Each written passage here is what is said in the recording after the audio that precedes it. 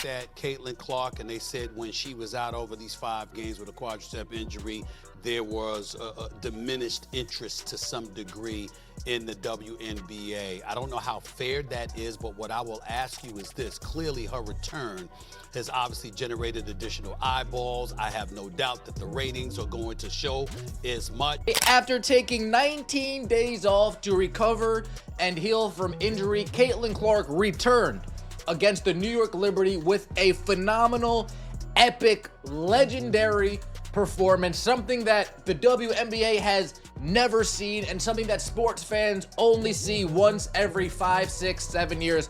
Some shit that when you're watching it, you're like, damn, this player, this person is having an outer body experience. This player has reached a new level, and I know I am witnessing absolute greatness. Has ESPN finally lost its collective mind? Or have they finally, miraculously, recognized the undeniable brilliance of Caitlin Clark? The answer, my friends, is far more nuanced and, frankly, far more entertaining than a simple yes or no. This isn't just about a single sports commentator finally giving credit where credit is due. It's a revealing exposé of how sports media, even a behemoth like ESPN, can stubbornly cling to outdated narratives, ignoring the seismic shifts happening right under their noses until the truth becomes so overwhelmingly obvious, they're forced to scramble and awkwardly join the party, pretending they were always there. This is the story of Caitlin Clark's meteoric rise, ESPN's embarrassing stumble, and Stephen A. Smith's unwavering loyalty. A story that's both infuriating and hilarious in equal measure. Now let me focus on Caitlin because the girl comes back. She does a thing, 32 points, 55% shooting, 7 of 14 from three-point range. I want to know, in your estimation, where do you rank her as a shooter in the WNBA? And considering her assist, where do you rank her as a player in the WNBA in just her first 1.5 seasons in the league? Steven, it's funny because I was listening to your last segment where you were talking about Steph Curry and you said he's the greatest shooter God ever created. On Saturday, Caitlin Clark certainly looked like that for the WNBA. The narrative surrounding Caitlin Clark has been a roller coaster, a testament to the sometimes baffling dynamics of sports media. While casual fans and dedicated basketball aficionados alike witnessed Clark's phenomenal talent firsthand. The record-breaking performances, the gravity-defying shots, the seemingly effortless court vision, ESPN for months seemed strangely muted, almost willfully blind to the generational talent blossoming before them. They focused instead on manufactured rivalries and other narratives, burying Clark's achievements beneath a mountain of less compelling content. This wasn't a simple oversight. It was a strategic choice. A calculated decision to prioritize other, arguably less impactful storylines. The question is, why? Was it a deliberate attempt to control the narrative, to maintain a certain balance of power within the WNBA media landscape? Or was it a case of simple inertia, a reluctance to disrupt the established order? The silence was deafening, and the implications far-reaching. Fanatics also reported a 100% increase in sales for WNBA-specific merchandise. It started with Caitlin Clark. And so now that we know all of this, and we've known that for months, now we get to turn around and look and see what exactly is it that the league will do knowing that she's out for the next 2 weeks. I'm not saying I know for sure what's going to happen, but I have an idea. But then a lone voice pierced the manufactured silence. Stephen A. Smith, a figure known for his bold pronouncements and unapologetic opinions, became the unlikely champion of Caitlin Clark, a beacon of truth in a sea of corporate-approved cliches. While others tiptoed around the issue, offering lukewarm praise and carefully crafted statements, Smith unleashed a torrent of unfiltered admiration, declaring Clark a once-in-a-generation talent, a player destined to reshape the entire WNBA landscape. This wasn't just about acknowledging her skill.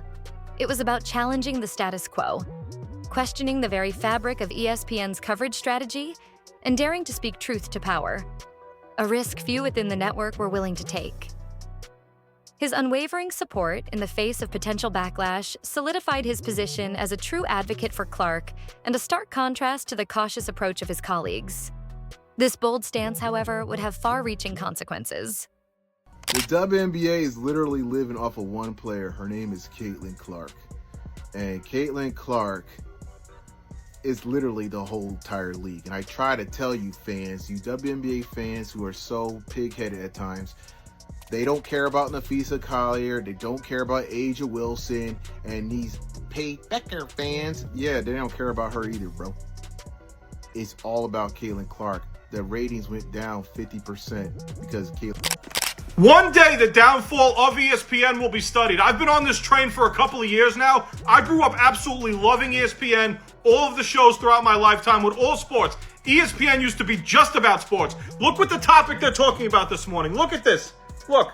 Dak Prescott's legacy. Who the hell cares? You got the NBA Finals going on. Rafael Devers just got traded. And for a company that says that they love the WNBA, you just had Caitlin Clark come back and take on the undefeated Liberty and beat them in a game. ESPN is a joke. Anybody who takes anything that this station does seriously needs to also... Let's rewind to last season. The numbers speak for themselves. Caitlin Clark wasn't just playing basketball. She was rewriting the record books. Her performances weren't just impressive.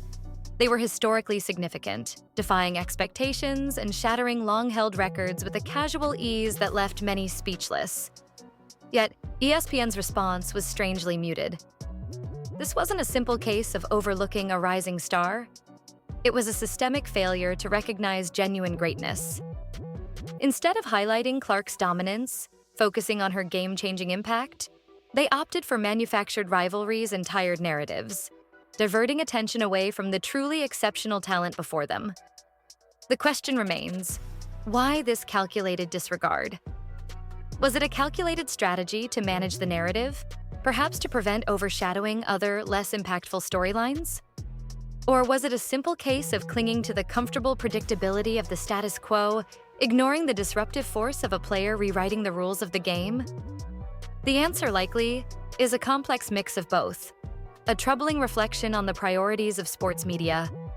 And Caitlin Clark came and put on a show, 32 points, the Indiana Fever, taking down the undefeated New York Liberty. And you know that media had to talk about it. You know that sports media had to talk about it after being ignored.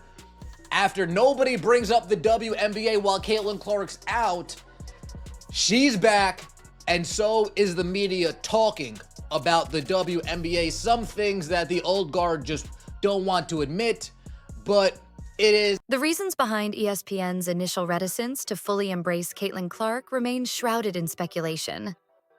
Perhaps they were prioritizing other narratives, clinging to established stars and storylines that they felt were safer, more marketable bets.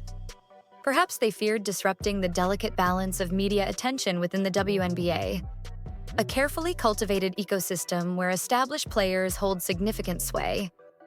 Or perhaps, and this is the most cynical interpretation, they were simply prioritizing clicks and engagement, opting for manufactured drama and controversy over genuine celebration of exceptional athletic achievement. Whatever the reason, the outcome was undeniable. Caitlin Clark, a player who should have been at the forefront of the narrative, was instead relegated to the sidelines, her accomplishments underplayed and her impact diminished. The silence was deafening, and the implications were far-reaching. Thanks to Clark, Indiana led the league in attendance both at home and on the road. The Fever averaged 17,035 fans at home and over 15,000 on the road. 4 teams moved home games to bigger arenas when Indiana came to town to accommodate more fans. That's about Caitlin Clark. How do we know this? Attendance for the entire league was up nearly 50% last year. According to data from across the timeline, and Indiana led all teams with an average attendance of 17,035. That was up 319% from the year early. Fast forward to the present. Caitlin Clark's performance this season is nothing short of breathtaking. Night after night, she delivers masterclasses in basketball, rewriting the rules of the game with each mesmerizing play. Yet, for months, ESPN continued its pattern of tepid coverage, treating her exceptional talent as if it were commonplace. This wasn't just a matter of not giving her enough credit, though that was certainly true. It was a fundamental failure to grasp the significance of what they were witnessing. It was as if they were watching a supernova unfold and only commenting on the weather. The contrast between Clark's electrifying performances and ESPN's muted response only serves to highlight the network's shortcomings and their inability to recognize a truly game-changing player. This blatant disregard for her achievements, however, would soon prove to be untenable. So if every team stays healthy, New York and Minnesota are still the favorites to meet in the WNBA Finals, but a Caitlin Clark-led Indiana Fever team like the one we saw on Saturday certainly could make things interesting along the way. And it is important to note that the New York Liberty were not only without Jonquel Jones, but Leonie Febish, another important starter for them. So they weren't completely whole, but even if they were, the way Caitlin played, the way Indiana played, Indiana's probably still coming out with that victory. The shift in ESPN's coverage is as sudden as it is striking. Having initially downplayed Clark's impact, almost completely ignoring her meteoric rise, the network has now executed a complete about-face, showering her with praise and accolades. This sudden change of heart, however, is far from convincing. It reeks of desperation, a last-ditch attempt to reclaim credibility after months of blatant disregard. The network is attempting to rewrite history, to pretend they were always on the Caitlin Clark bandwagon, but the evidence speaks for itself. Their initial silence was deafening, their belated recognition disingenuous. The contrast between their initial indifference and their current enthusiasm is stark, almost comical. Became the first rookie with at least 25 points, 5 assists, and 5 rebounds in a playoff game. That was Caitlin Clark. Became the fourth different rookie to play all 40 minutes in a playoff game. That was her. I'm looking at other things. 6 different league television partners. This is last year. This is last season, because this is Caitlin Clark that we're talking about. 6 different league television partners set viewership records that year, her rookie year, for its highest viewed WNBA game. Do you know every one of those games, including the Indiana Fever? This isn't just about ESPN's belated recognition of Caitlin Clark's talent. It's a broader commentary on the dynamics of sports media and the often arbitrary nature of attention. ESPN's initial oversight, their deliberate downplaying of Clark's accomplishments, highlights the inherent biases and limitations of a system that often prioritizes established narratives and marketable personalities over raw talent and unprecedented achievement. Caitlin Clark, in her quiet brilliance, challenged this system, forcing ESPN to confront its own shortcomings and the limitations of its carefully constructed narratives. The network's belated recognition, while welcome, only serves to underscore the flaws in a system that nearly missed witnessing one of the greatest players of their generation. In Caitlin Clark's rookie year, for all of the conversation that surrounded her, some which was fair and some which wasn't, the one thing that I cannot deny is the amount of little girls that were showing up to follow her. Little girls with their parents and the fervor and the energy there. Why her? Same thing. Why her? Well, I was just about to say same thing for Angel Reese when I had a chance to cover their games. But I think Caitlin represented, and again, some of this to me probably is not fair to her because it was not anything that she said or was truly based on her personality, but she was a white girl from the middle of America. And so she represented a whole lot to a lot of people. The sheer absurdity of ESPN's delayed recognition of Caitlin Clark's greatness is almost too delicious to pass up. They spent months ignoring her record-breaking performances, her game-changing abilities, and her sheer dominance on the court. They prioritized other, arguably less impactful storylines, clinging to familiar narratives and overlooking the truly exceptional talent right in front of them. Now, faced with overwhelming evidence of Clark's success, they're frantically trying to catch up, showering her with belated praise and attempting to portray themselves as having been on her bandwagon all along. This desperate attempt to rewrite history is both comical and deeply revealing of the network's priorities and its often flawed approach to sports coverage. This blatant hypocrisy, however, only serves to amplify Caitlin Clark's success. Done. We know what she brings to the table. But people wanted to hate because why? You had a bunch of players in this league that watched this young white girl come along and take the league by storm. And they resented it because they saw the marketing prowess that she had. They ignored the fact that you got chartered flights because of this girl. They ignored the fact that ratings were going through the roof because of this girl. Instead, they resented it because they said, yo, we were doing stuff long before Caitlin Clark got here, and y'all wasn't paying attention then. But now, the young white girl comes along, and y'all want to sit up there and shower all of this praise and all of this attention that was earned before she ever came along. The resentment is understandable, but it's not about Caitlin Clark, it's about what she represents. My point is, Stephen A. Smith's consistent and unwavering support for Caitlin Clark stands in stark contrast to ESPN's initial indifference, highlighting the network's hypocrisy and the importance of authentic recognition.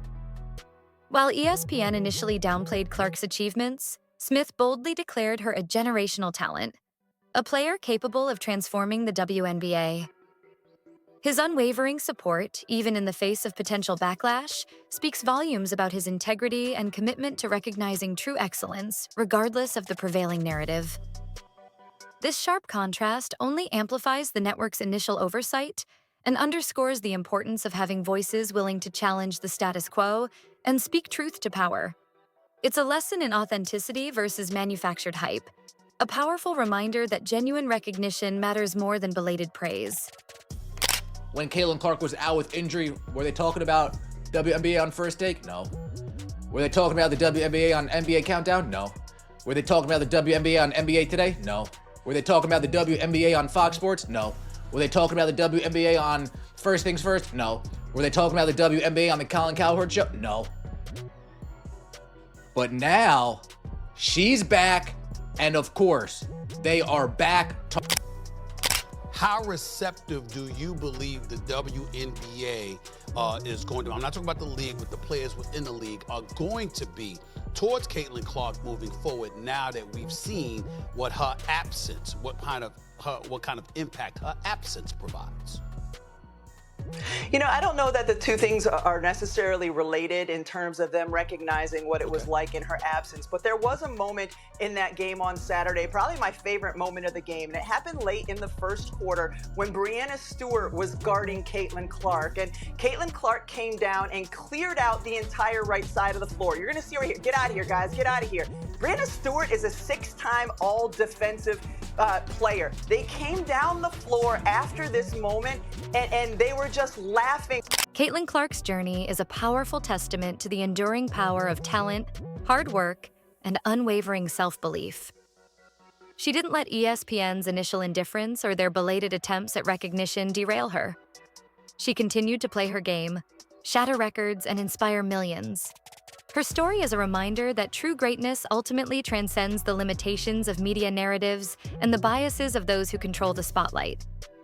It's a call to action for athletes to focus on their own achievements, for fans to celebrate genuine talent, and for media organizations to prioritize authentic recognition over manufactured hype.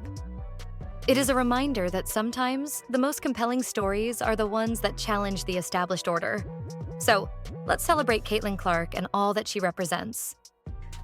Caitlin Clark is 1 in a million, and I hope this league understands that. I hope this league gets it through their thick skull that CC is the WNBA. So there you have it. The untold story of Caitlin Clark, ESPN's delayed recognition, and Stephen A. Smith's unwavering loyalty.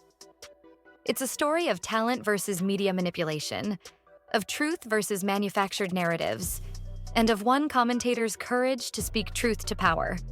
It's a story that reminds us that true greatness always shines through, no matter how hard the media tries to dim its light. But what do you think? Did ESPN finally do the right thing? Let me know in the comments below.